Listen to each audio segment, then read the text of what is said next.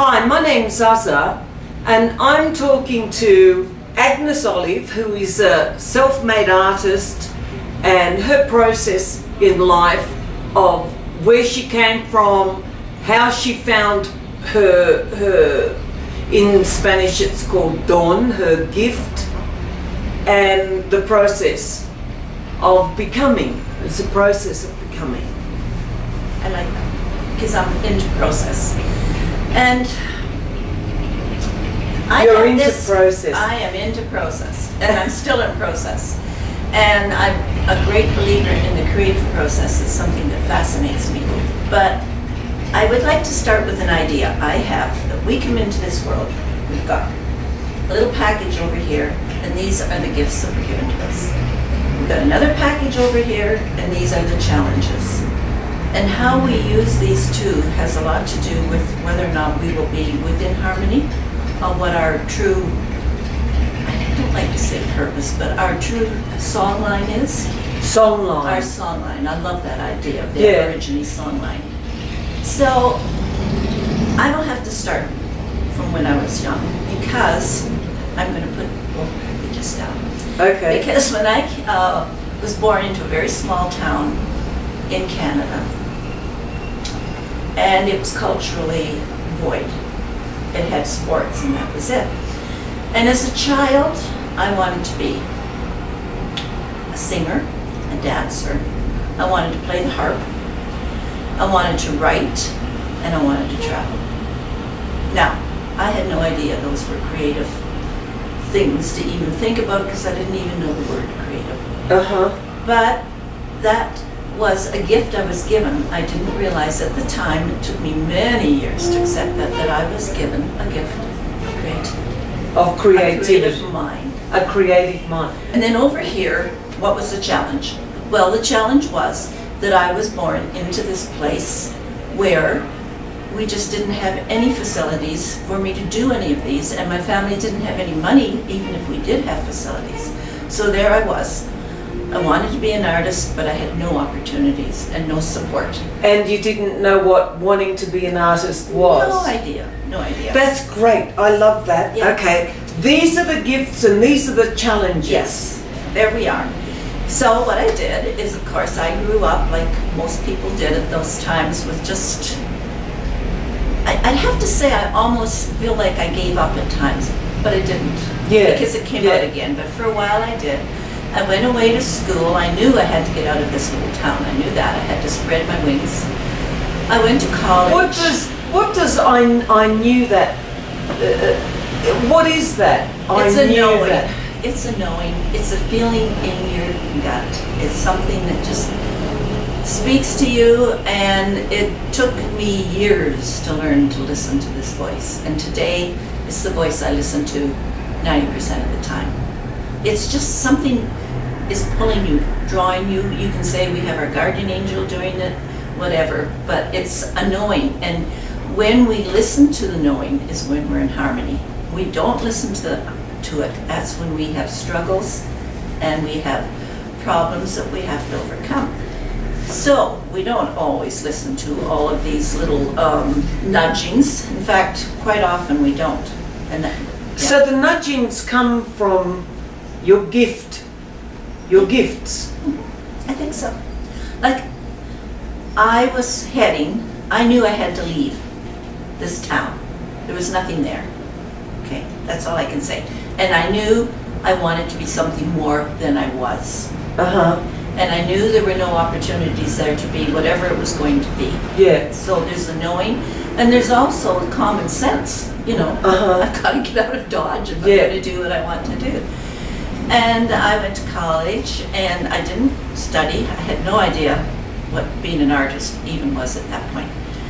I met my then husband in the first year, and we married quite young, had 3 children, did the whole thing. I was a stay-at-home mom, and I'm very happy I did that because I have many memories of being with my children before school. I remember sitting on the floor with the sun coming in, and we were reading Dr. Seuss and laughing, and I wouldn't give that up for anything. But when I can still remember when the 3 of them went finally to school, of course, my husband's out working. And I said, so Agnes, what are you going to do the rest of your life? And my first angel appeared. That very year, an art college opened in this town that I was still living in southern Ontario, but it was a little bit bigger town, and an art college opened. I went to I love that. And your angel is the art college opening. That's good. And Angels come in many different forms. That's right. That's right. And you have to know to go towards the angel. Yeah, That's the next thing. So I went and I watched this woman throwing a pot of clay on a wheel. And somebody said, do you want to buy one? I said, no, I want to make that. And there was something in here again. This is what happens. It's like, oh my God, I'm so excited. And I was enrolling the next morning full time for a 2 or 3 year program. I didn't really give it too much thought, because if I did, I probably would never have done it. Mm-hmm. And that is another thing I have learned, because I can have a problem getting over thresholds and making decisions and saying yes. And when I was quite young, my sister taught me something. I was on a high board in our swimming pool. I was about 8 years old, and I was out at the end looking down, and I was afraid because it looked so far. I started to walk back and down the ladder, and my sister, my older sister Mary, said, go out to the end, hold your nose, close your eyes, and jump.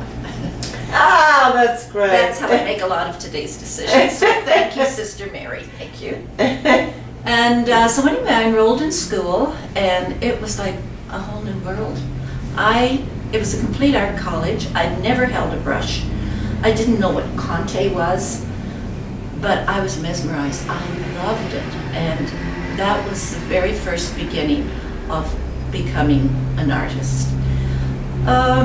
So I went on, and later I went back to school another second time, and eventually I opened a gallery and became a full-time professional artist, working primarily in clay for 25 years. And the challenge there was I had fear. I thought, who am I to be going to art college? I don't know anything. But once again, there's that little push, and you just sort of take your fear and throw it away, and away you go. So you take your fear and throw it away. Yeah, you don't let it make your decisions for you. And this is very difficult, because I can have a lot of fears. And I've had to learn to look at them and face them. In fact, I made a temple to my fears one year. Oh, that's great. So anyway, I graduated. Now, my challenge there was that, of course, I never thought I'd be an artist, because I didn't know what an artist was. And I'm sure my ex-husband thought this wife was going to, when the kids grew up, was going to go and get a job, a real job, and probably help out financially. And all of a sudden, here I am. I'm going to become an artist.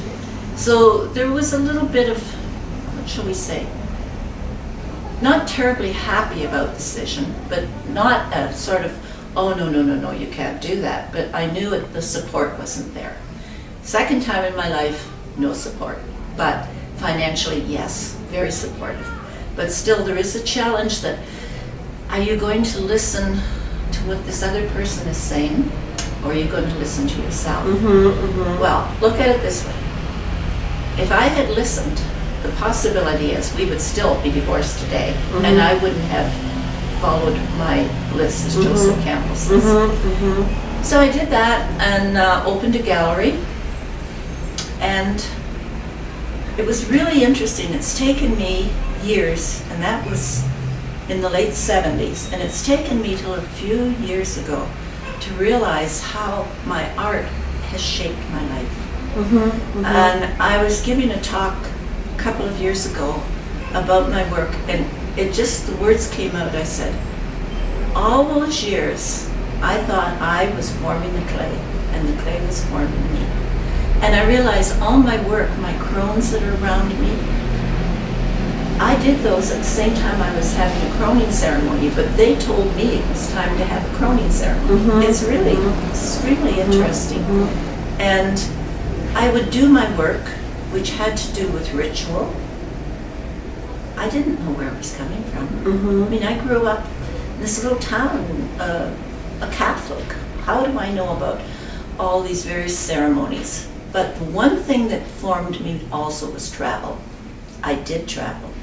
And I went to many, many third world countries, Asian countries, and I became fascinated with the rituals there, the cultures there, and they came into my work. And today they're still in my work. And a few years ago, I took a piece of my artwork to a shaman here, and I said, okay, what is a woman from a small conservative town, a recovering Catholic, doing, making work with bones and stones and seeds and wood and paper and ritual? And he said, And feathers. and feathers. Yes. You know, the stuff of Twigs. witchery, the stuff of Yeah, witchery. yeah. And in fact, I have been accused of being a witch. But he said, oh, Agnes, this is quite easy. He said, many, many lives ago, you were a Nichasera, which is a form of crone or witch, or a medicine woman, and you used to accompany souls to their graves. And I said, Wow. that sounds good. That sounds right. Yeah. You know what? I just want to say, accused of being a witch or complimented in being a witch. Well, Because witch actually means crafting wisdom, doesn't it? I loved it. Yeah. I loved it, but the people doing it took it as, or made it as an accusation. I was living in Pakistan at the time, and I had a show in a gallery there using paper. I learned to make paper while I was living in Pakistan, and I was taking brooms and taking the sticks apart and putting them into the pieces, and I purposely left out bones. I was told, do not put bones in there. But I had, I know, Or teeth. or teeth, Yeah, yeah. or skin, or hair. Sticks you can do it for stones. So I was one of their major galleries, and they had never seen anything like this, because they're used to European fine art, you know, and here are these pieces all over the wall. So when the review came out in the newspaper, it was, this is definitely the work of witchcraft. And I loved it. I just loved it. Wow. So maybe yeah. that's when I first discovered that I was a witch. Yeah. Crafting wisdom, crafting wisdom. And these pieces are crafting wisdom, like this over here. You know, the croning ceremony. When a woman stops menstruating and goes into another rite of passage, which is all of that experience comes together and starts coming out as wisdom, right? And you stop needing to be seen and you start being. Just being who you are. Being. Your true self. There's Yeah. a beautiful indigenous saying for this I'd like to tell you, because Yeah. I love it. The way they see a crone is when a woman no longer gives her blood back to Mother Earth, it is retained in her body and it is transformed into divine, sacred wisdom and knowledge. Wow, that's Isn't that beautiful? beautiful. Yeah. So when I have given some crone workshops, I tell women, celebrate. It's a time of celebration, which it is. And then I quote that. And every woman would like to think that we have sacred wisdom and knowledge. And so it's beautiful. Yeah, absolutely. Yeah. And I wanted to say too, when I was in my gallery, my second angel came along. And it was a woman called Mips, of all names. And she walked into my gallery, which was in a small village now. I'm getting smaller and smaller. We were about 100 people. And she said, is this your work? And I said, yes. And she said, you should be coming to the yoga center. It's only 20 minutes away. And I said, oh, I can't. I said, I've got 3 kids, husband take care of, I'm running a gallery, I'm making the work, you know, yuck, all these excuses. She said, well, come anyway and let me introduce you. So I did, I went, and they said, well, we don't have room yet because we're keeping the class to 10, but we will let you know. But be prepared because you'll be here all day. In the morning, you'll do yoga, and then we are doing Kundalini for the West with Swami Radha. You will be required to write and read a paper every week. I said, oh God. You know, another fear. Are you married? You know. Hold your nose, Hold close your your eyes, nose and away, just you know, jump. there you go again. So I didn't for a year. They didn't call me for a while, which was good. When they finally did, I bit the bullet and I said, okay. And that was one of the best decisions I ever made. That and going back to school and having my 3 beautiful children. And I went to that center for 8 years, and I wrote a paper once a week for 8 years. And Wow. it was an amazing spiritual growth for me. So that was my spiritual, beginning of my spiritual path. And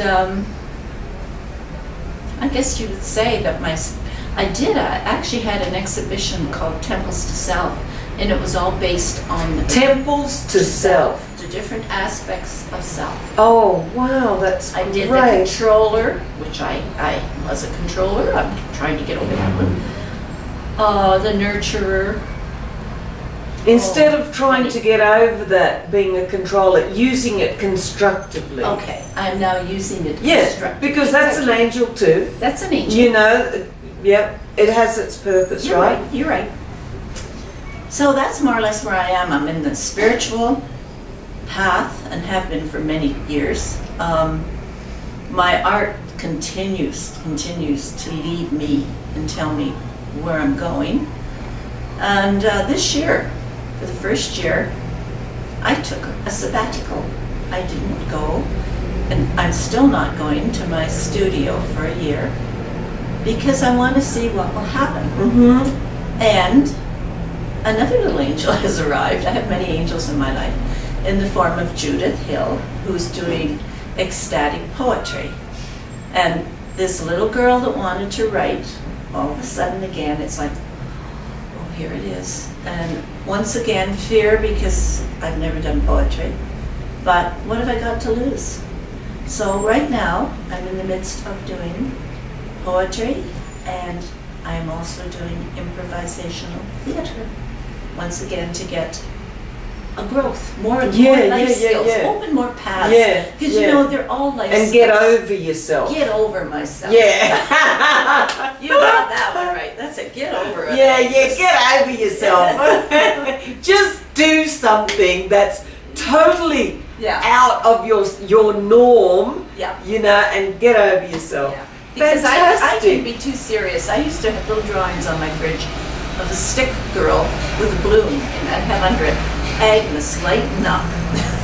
Right. Because I can't. I have a tendency to start, you know, coming in and getting very serious about these things, and really about yourself, about myself, getting on your case, getting on my case, and really, it's a waste of strength. It is, isn't it? It really it's is. a waste of the good food you eat. Yeah. You turn into energy. You know, and focused on being intense about yourself, with yourself. Yeah.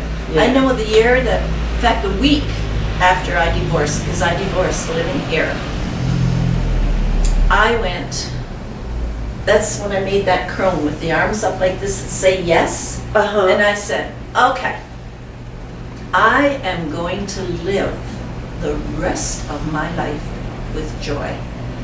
And I went to my internet place and I said, I have to change my internet name to Joy.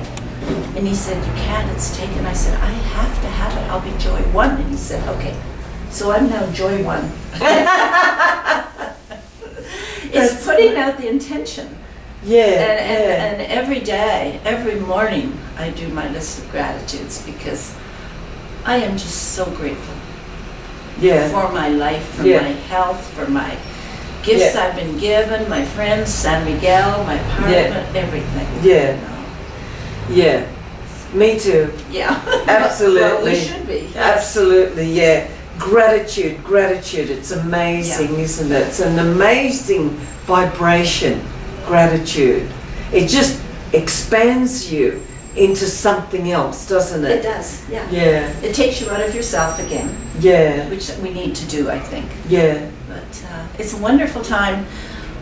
It's the first time in my life I've been exactly where I'm supposed to be at the right time. And I tell myself thank you now. I say, Agnes, you got yourself here. Yeah. And pat yourself on the back that you did it, and thank you for all the gifts that were offered to me. And you taking them, And and following the angels. Yes. Right? Yeah. I have noticed that I have been doing protective things, and they've sometimes stopped me from doing things. My first thought is, it's like, can I do that? Will I do it well? All that. I'm just not even trying to think of that anymore. I'm just doing it. And that's a big step for me. Just do it. Just do it. Just do it. Okay, yeah, okay. I'm protecting yourself against your weakness. That's what I have had to learn, because I've got so much confidence in myself that I could kill myself, So for me, it's been the opposite way. It's like, I know I have a weakness where I just charge, I can break a limb that way, something, and I need to think more and harness. Yeah, it's the opposite direction. Yeah. Whereas I need a little giddy up. Yeah, a little pulling back. Yeah. It's interesting. Yeah, but that's all part very of learning interesting. Yeah, who we are and how to manage who we are, and to just go with the flow. Yeah. So now I think before I say yes. Before I go yes. And now I don't. Now and I now say you're yes, the opposite. Yeah. See, we're coming to this wonderful middle. Yeah. Path. Consciousness. It's a consciousness about yourself, isn't it? Yeah, it is. I realise that I just say yes and jump, where if I thought about it, maybe it is a yes and maybe it's no and maybe it's later. Yeah. So now I allow myself to have that time of thinking instead of just boom. Yeah. And yours is the opposite. Yeah. Interesting, isn't it? Yeah, and it's just learning about our energies and who we are. Yeah. And the more you do, if you're doing what you love, if you're really following that path, your song line, as I love to call it, you'll have energy. Because energy comes from it. Exactly. Yeah. And so energy comes from meaning. Yes. That's good. I like that. Yeah. And if it's meaningful to you, it turns you on, you'll get energy. Yeah. You'll come out of depression and all sorts of things. I agree. Yeah. And if you don't, blocking, your energy comes back on itself and then you become, all of this. And one thing about living by myself, because I guess it's 13 years now since I've lived by myself, and it's the first time in my entire life. Because after school I went into an apartment with girls, I got married very young, all these things. I have lived alone here now for about 13 years, I'm not sure exactly how long. Boy, do you ever get to know yourself. I can't blame anybody for anything. And I think every man and woman needs some period in her life to be by yourself and really look at yourself, all sides of yourself. And that's the stage I'm in now. And so you're just taking, the angel appears and boom, you're doing it. Whatever opportunities are coming now, I'm taking them. And totally out of your comfort zone, like a bungee jump. Both of them were both out of my comfort zone. Yeah. In fact, before I go to improv now, I'm still like, oh God, do I have to go? I don't feel very well. Maybe I'll call Joseph. And I say, Agnes, get your buttons up there. And within 5 minutes of being there, because it's so well run and the people are so supportive, I'm happy I'm there. And I think the opportunities I've probably missed throughout life by not just saying yes and doing it. And it's wonderful. It never ends, does it? Nope, it never ends. Growth, opportunities, evolution, transformation, all of that just keeps going and going and going. And everyone has their own way in their own time. And you know, it's what keeps us younger. I was listening to a program on PBS the other night, and they were talking about aging and Alzheimer's and the things that we needed to do because the cells do regenerate. Yes. Yeah. But we have to keep using them. Yes. And he was talking about all these different things we could be doing, and I'm sitting there saying, I'm doing that. Fantastic. Yeah. They did this experiment, whatever. This old man in a retirement home who had Alzheimer's, and he was like, you know, totally in himself. They put headphones on and put Cab Calloway, I think it was. I love Cab Calloway. Yeah. And played this music, and suddenly, you know, he started tapping, and he woke up and he started speaking. He came back into the world. That's fabulous. With music, yeah. That's fabulous. So with a bit of luck, we'll never let ourselves get to that stage. Yeah. Just keep taking what it is, whatever. And creativity, isn't it? It's an amazing juice. It's a juice, creativity. I realize now what a beautiful gift I was given. And one thing I have to say, because it's taken me this many years to know they were gifts. And one day, a lady was in this next room with me looking at my artwork, and she just stopped dead and she said, I hope you realize that these have been gifted to you.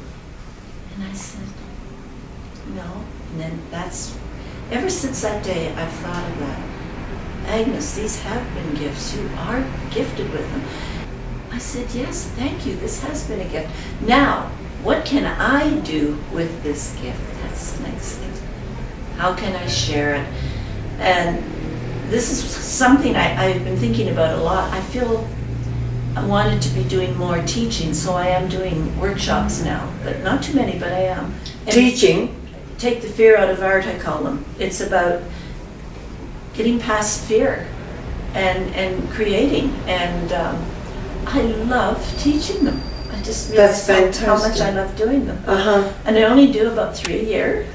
And I also do the creative journey, which you know, where I introduce different artists and they talk about their journeys as artists, and we give the money to different charities in town. But the main thing is too, it's a forum of them, like people in San Miguel can finally get to talk to an artist and hear what makes them tick. Because you go to an art opening, and most people don't even talk about art in an art opening, but you go, you never really learn very much about the artist. So this is another way I'm using my gift, is by putting these on twice a year. And so I am in the stage, part of being a crone is giving back. It's a time of teaching, a time of returning with your gifts. And that's something I'm conscious of now. Creative can be anything, can't it? Oh, yes. Cooking. Yes. What else? Give me some other ideas. Cake decorating. My sisters make beautiful cake decorating. That's an art. Anything that you're taking nothing and making it into something. That's creating. I mean, you take these ingredients for a pie, say, and you make this beautiful pie. You've created a beautiful pie. It doesn't have to be art. You create your life. Like I am creating my life. You're creating your life. We are probably our biggest creations. Right. Oh, yeah. The 3 questions I ask when I do the creative journey is, what inspires you to create? Where do these ideas come from? And how do we as artists take them and transform them into our work? That's the act of creativity, those 3 things.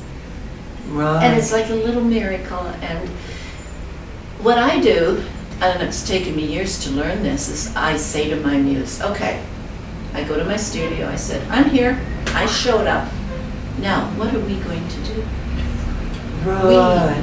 I just wrote a poem to my muse today, this morning at 6:30 a.m. I was in bed writing a poem to my muse. That's fantastic. That's fantastic. Now, what are we going to create today? Yeah, exactly. I'm here. I showed up. And I think that's it. And then you step aside. You have to get the ego out of there. When I started working in my studio, and I spent years working in the studio alone, and I would go in and I'd go, quiet, quiet, quiet. Quiet the mind. Because I'd be going to do something and I'd hear, you'll never sell that. What are you doing? Do something more practical. So I'd go, quiet, quiet, quiet. I may have done it too much. I'm OT on quiet, quiet. Okay, you can come back a little Yeah. bit. Yeah. But yeah. And then just let go. Show up And get out of the way. and get out of the way. That's just about it. That's it, really. And enjoy the ride. Yeah. And then the work, and I don't mean you don't put in a lot of work, but you do, but then a special day when the sun is shining brightly, a piece just seems to make itself, and believe me, that is heaven when that happens. Because you can feel it, you know it. And people don't always know when they're buying someone's artwork, they're really buying a piece of their soul, they're buying the energy. So when a piece does make itself, the energy is still vibrating in it. Uh-huh. And I would think, oh, I love this piece, I could put it in a gallery, it'll be the first piece everybody will go to. Because the energy is still there. And it's just a wonderful process, and it's because I let the ego get out of the way and just let it make itself. It doesn't mean I haven't put tons of study and work in ahead of time, because I may have. Yeah. You know, I had to go to school, I had to learn how to do these. Yeah. Although I'm a great believer in being self-taught, I really am. Yeah. I lived in Pakistan and I learned how to make paper. I taught myself how to make paper there, and I'm glad I did. I'm a great believer in do it and then learn how to do it. That's how I do. Yeah. Yeah. And then you really, you know, you do come from yourself. You don't come from that particular system. No, exactly. Do it first and then learn. Yeah. And that way we become unique. Yeah, that way we become And if we're unique, not going to do something unique, why are we bothering? Really? Yeah, yeah. Compared to nothing Yeah. and nobody. That's great. Dance is that for me. Yes. It's I totally get out of the way and let my body have fun. yeah, exactly. And I enjoy it Yeah. doing itself, you know, expressing itself. When I learned to make clay first, it was all by myself because there was nobody to teach me again, no support system there. I was determined I was going to do it. And I found this woman who was then in her late 80s, seemed to me like she was 100 years old. So that was what your support was, determined. I was determined, yes. Yeah. When So you are determined not is- given everything you want as a child, I think that's a gift. And Uh-huh, at the time you uh-huh, don't know it. uh-huh. Because it makes you then determined Yeah, that you're going to do it. yeah, yeah, Yeah, that's very good. That's true. Yeah. And I just started digging clay. I lived in a place called Terracotta, and I lived there for 30 years, and I dug clay. And I started making the clay, and I forget what all things I did, because this woman, Violet, who was 89, I think, at the time, she was the only teacher. I said, please show me what to do. She used to dig clay, put it in flower pots. She had a twiddle sewing machine, which she had made into a wheel. Uh-huh. It was unreal. Well, but a year later, I worked like that. I went and joined a class. It was about an hour away. I had to drive. And they said, where do you buy your clay? And I said, can you buy clay? They said, you mean you dig it? They'd never done clay. I didn't know you could buy clay. But I mean, then I knew how to dig and process clay. Yeah, I never did get a twiddle sewing machine to make into a wheel, but I learned from the earth. Yeah, Feel that earth. I didn't go and just buy something in a box. yeah, That to me is important. yeah, yeah. Because I feel very bound to the earth. Yeah, yeah. That's great. So the spirit, you know, in Australia, the Aborigines say, the spirit of fear has come to give you a gift. Learn, you know, and then the next spirit will come, and Oh, the I next love spirit that. will come. So the spirit of determination came I love that. Yes, yes. I am a Taurus. and moved you. Yeah, yes. I love that. I love the whole That's idea. that's a metaphoric life, isn't it? It is. Living your own metaphor, Yes. your own myth, living your own myth. Joseph Campbell would love this, wouldn't he? Yeah, he would love it. Yeah, well, you know, his myth was studying everybody's myth and then bringing it out into the world. Yeah, He had quite an absolutely. influence on me, actually. I love Me his too. programs. Yeah. Me too. I watched his videos over and over and over. I can practically recite them. Yeah, he was a very big point of transformation for me. For many people, actually. Yeah, yeah. And he followed his bliss. That was Yeah. his passion. Yeah. That's it turned him on, and you could see it, couldn't you? Yes. He was totally alive until he died. You know, he wasn't dead before he died. With that, you know, that like nothingness going on. Glad you said that, because that is what I intend to do. I intend to be live and kicking the day I die. Yeah, to be totally alive To be till the day you totally- die. With, yes, with some grace. Yeah, that's great, Agnes. Thank That you. is great. Thank you very, very much. Thank you. I just want to It's show beautiful. this piece. This is a little nest, and this is handmade paper, and this is from the cactus plant, and I have dyed these with cochineal, which is a natural dye from the cactus, and I forget the name of the blue the denim comes from now. Uh-huh. But anyway, these are all hand dyed, and I just one day decided I needed to make nests. No reason. It's just like, once again, this little voice comes over saying, make nests. Make some nests. of them I That's have great. little birds that are going into them. I make little eggs, and this one I just happened to take a workshop in dyeing with cochineal because I loved the idea, and then this was all natural maguey. That's what it is. Yeah. And these are roots that I picked up on my walks. I hike every Saturday morning at the Botanical Garden. And these are little roots, and they look like bones. Everything I do Yeah, is yeah. of the earth. It's from nature. So these are roots. Yes. Don't they And look like bones? they look like bones. I thought they were bones. Yeah. Hang on. You see that? A nest. It doesn't. So you can go for a walk and pick up this and that and create. My daughter used to say, "Don't go to dinner with my mother because she'll take the bones off your plate." And she's right. She's right. That's great. Did you hear that? Don't go to dinner with Agnes because she'll take the bones off your plate and make something wrong. And it won't be soup. That's fantastic. Thank you very much, It's been fun. Agnes. It's been Yeah, yeah.